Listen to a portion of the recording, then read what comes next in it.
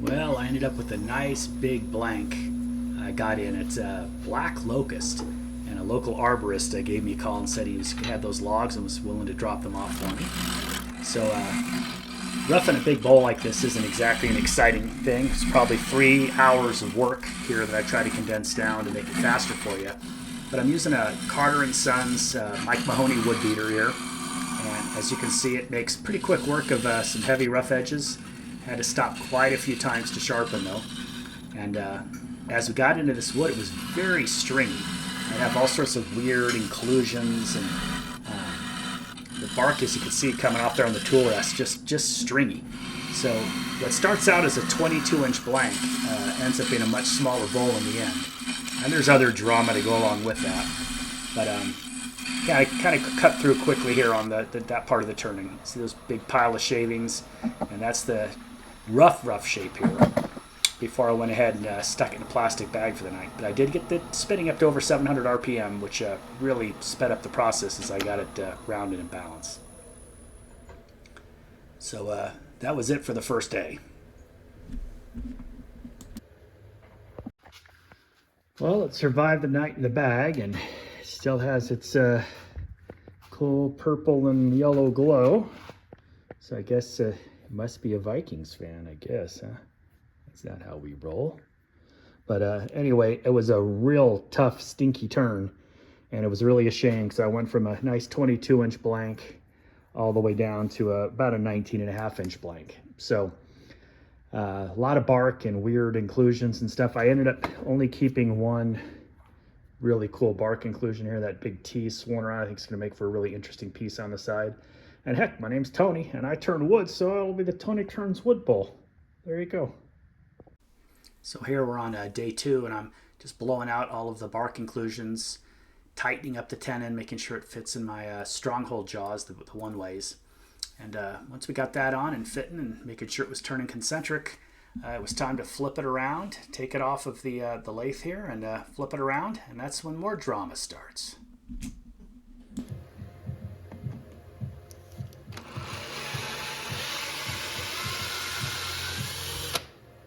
Uh-oh. I think they all broke off. Well, here's one for you, Royal Order. All of the screw heads broke off. So I guess I'm going to get out my little coring knife and try to core around that. Pull that out and just throw that part away, I guess. What a nightmare. Oh, God. So here, coring started out nice and easy. It was going smooth. Everything's just, look at those ribbons just flying out. Stopping, clearing the shavings, blowing it out, making sure we're doing things right. And then just about here, it started making some funny noises. So I slowed it down and slowly put some pressure in, and there you go. It just broke off.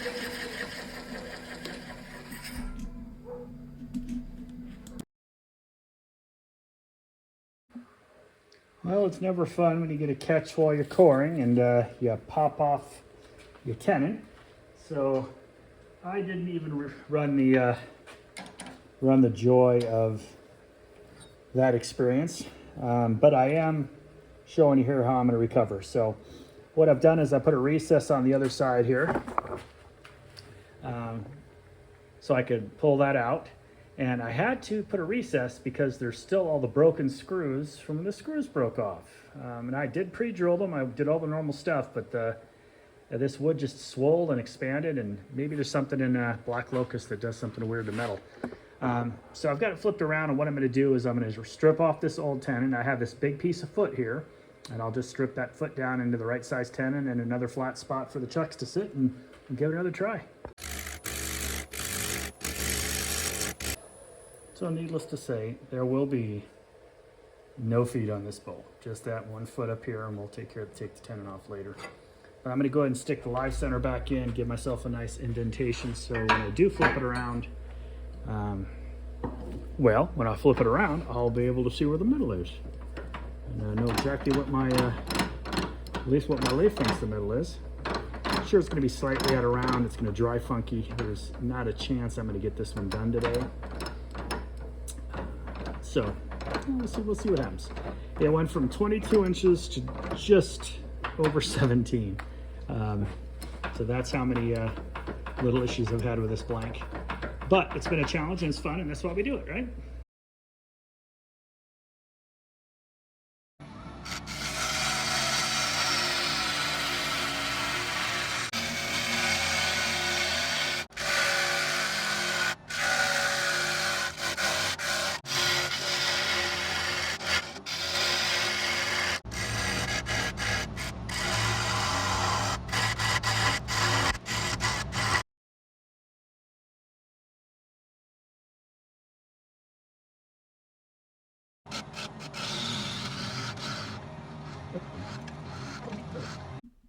Here I'm just polishing it up with the linen mop and my beeswax on the inside.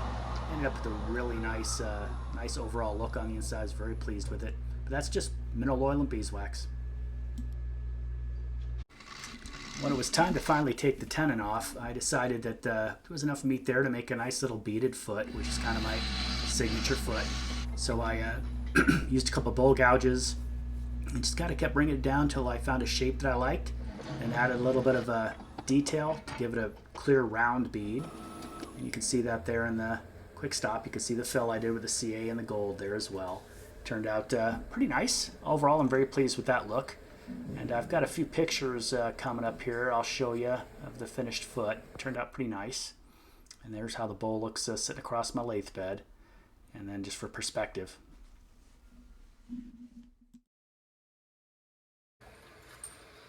Well, there it is. The finished black locust bowl. Measured out just over 17 inches, 6.5 inches deep. And ended up with this really cool bark inclusion that makes a big T. So I couldn't be happier with a giant bowl that already has a T in it. And had to do a little bit of filling. I think it'll come around here on the bottom. So I filled up the rest of that bark inclusion with some gold and some CA and stuff. And all in all, I'm very happy with how it turned out. That was a chore and a half though, guys. That was a big one. Started out at 22 inches and we're down to 17.5 with all the stringiness and weirdness in the wood. But had a good time. Hope you did too. So get out there and turn something. See you next week.